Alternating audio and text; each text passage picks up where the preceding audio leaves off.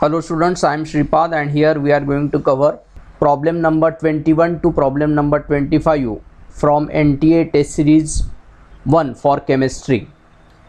Already हमने first 20 problem cover किए हैं प्रीवियस वीडियो में, आप उस वीडियो को ज़रूर रेफ़र कीजिए. उसके बाद में now we are going to start question number 21. Calculate the heat of atomization of furan in kilo joule per mole using the following data. यहाँ पे ये कि फ्यूरन का फॉर्मेशन दिया है और यहाँ पे आप देख पा रहे कि फ्यूरन जो है, फ्यूरन का फॉर्मूला है C4H4O. This is the formula for furan. और ये जब बनेगा तो इसके कंस्टिट्यूएंट एटम से बनेगा. सो it is a 4C plus 4H okay plus O. इससे बनता है. तो इसका जो हीट ऑफ फॉर्मेशन आपको दिया है डेल्टा HF जो दिया है दैट इज़ -62.0. इसका यूनिट है किलो जूल पर मोल. ओके, सो यहाँ पे फ्यूरन का फॉर्मेशन हो रहा है तो हमें ये फॉर्मूला पता है. अगर मुझे हीट ऑफ फॉर्मेशन निकलना है डेल्टा H ऑफ जो रिएक्शन है यहाँ का, I will say okay is equal to summation of bond enthalpy है ये bond enthalpy of reactant and minus summation of bond enthalpy of product okay. Now तो यहाँ पे आप देख रहे कि ये रिएक्टेंट है और ये प्रोडक्ट है. तो हमें इसका वैल्यू दिया है, ये वैल्यू हमारे पास -62.0 ओके. हमें हीट ऑफ एटोमाइजेशन इसका दिया है, कार्बन का, हाइड्रोजन का, ऑक्सीजन का दिया है. और हमें निकालना है heat of atomization of furan. Okay, so देखते हैं. तो फ्यूरन को हमें एटम्स बनाना है. तो यहाँ पे प्रोडक्ट ये है. तो यहाँ पे आपके पास ऑलरेडी रिएक्टेंट का डाटा है. तो I am interested in bond enthalpy of furan. और बॉन्ड एंथैल्पी ऑफ फ्यूरन अगर हम निकालेंगे तो ये that is a heat of atomization of furan हो जाएगा. तो हम यहाँ पे एक स्टेप मैं यहाँ पे बढ़ा देता हूँ. बॉन्ड एनर्जी ऑफ रिएक्टेंट है, reactant minus summation of bond enthalpy of okay product मतलब यहाँ पे फ्यूरन है, प्रोडक्ट मतलब यहाँ पे फ्यूरन है. सो देखते हैं, ये इधर जाएगा, ये इधर जाएगा. तो bond enthalpy summation of bond enthalpy of furan और इसे product is equal to summation of bond enthalpy of reactant, यहाँ पे रिएक्टेंट है, प्लस 62 ओके. और आप यहाँ पे देख रहे हैं यूनिट की तरफ ध्यान दीजिए, यहाँ पे भी किलो जूल पर मोल है, यहाँ पे भी किलो जूल पर मोल है. सो यहाँ पे आप देखिए रिएक्टेंट में क्या क्या है, 4C है, यहाँ पे एक C का दिया है. तो 4 इंटू C का दिया है 717 ठीक है, प्लस 4H यहाँ पे आएगा 218 प्लस O इंटू O है यहाँ पे 1 और 249 आएगा यहाँ पे ओके प्लस 62. अभी हम इसको जब सॉल्व करेंगे, यहाँ पे तो विल गेट, तो यहाँ पे आएगा समेशन ऑफ बॉन्ड एंथैल्पी जो है ऑफ फ्यूरन प्रोडक्ट है हमारा is equal to 4 into 717. So that comes out to be 2868 okay plus 4 into 218. So that comes out to be 872 plus 1 into 249. So that becomes 249 plus 62.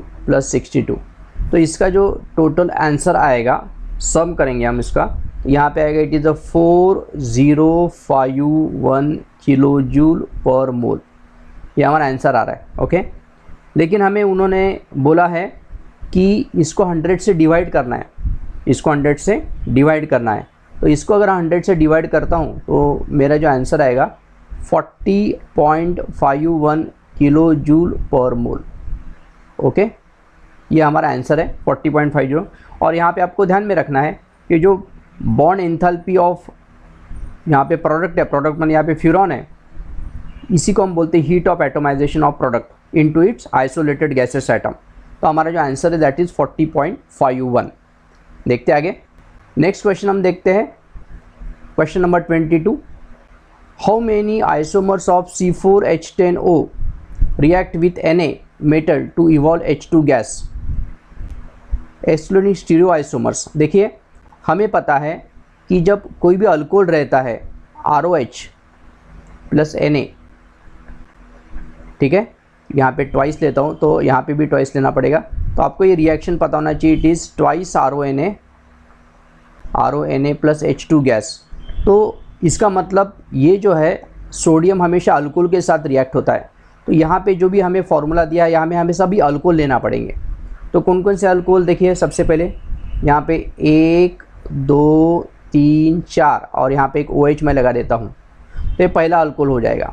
Okay, फिर बाकी जगह हम hydrogen से भरेंगे, सो बाकी space will fill up with hydrogen. Okay, so ये हमारा हो गया, दिस इज ब्यूटान 1 ऑल, ये पहला कंपाउंड हो गया। ठीक है, उसके बाद में इसका अगर मैं सोडियम के साथ रिएक्शन करता हूँ तो यहाँ पे हाइड्रोजन गैस इवॉल्व हो जाएगा। फिर ये OH हम यहाँ पे शिफ्ट करेंगे, कार्बन का चेन स्ट्रेट रहेगा 1 2 3 4, OH हम यहाँ पे लेंगे, OH हम यहाँ पे लेंगे, तो बाकी जगह फिर हम क्या करेंगे, हाइड्रोजन से फिलअप कर देंगे। ओके, तो ये हो जाएगा हमारा butan 2 ol. Okay, butan 2 all.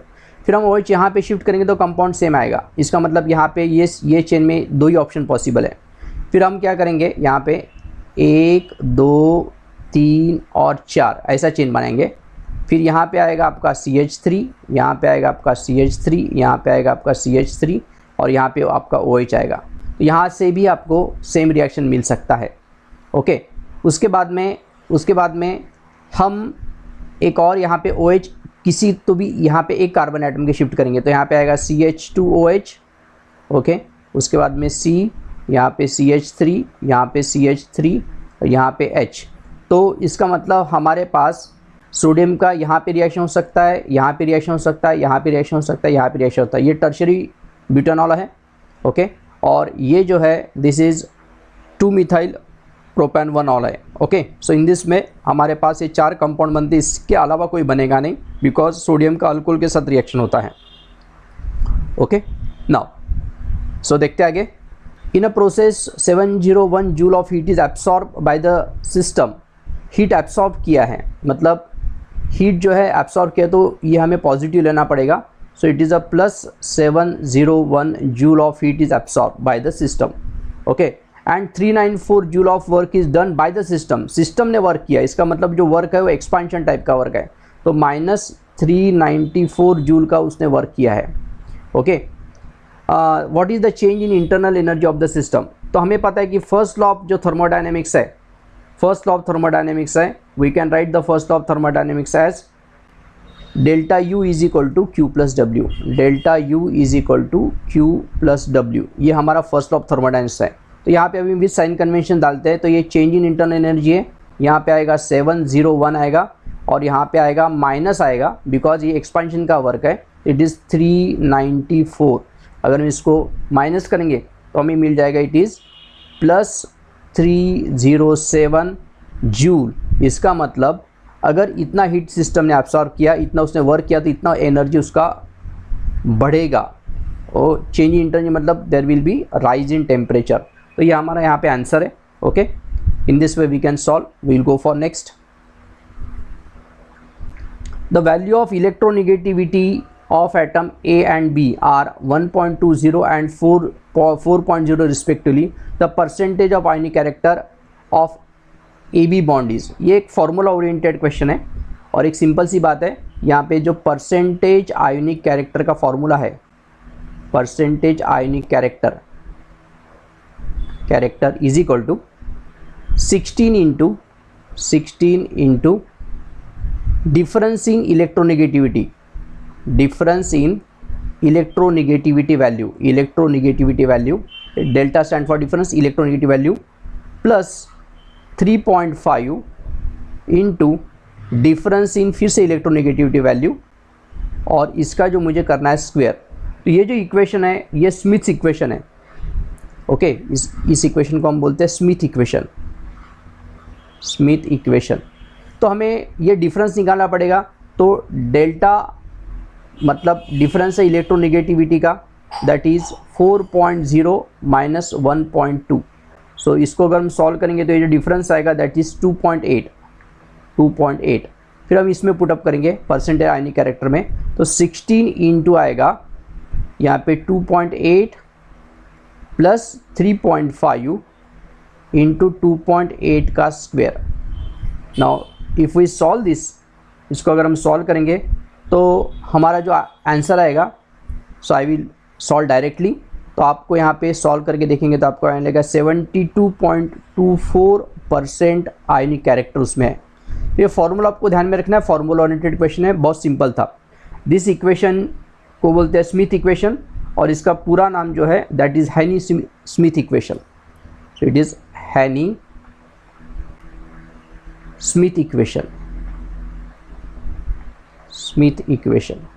So it is used to calculate the percentage ionic character if electronegativity of the both atom is known. So यहाँ पे देखते हैं last question, calculate the molality of Ki if the density of 20% aqueous Ki is 1.20. So हम यहाँ पे assume करते हैं, let us assume that, simple question एकदम, let us assume that 100 gram of aqueous Ki solution is taken.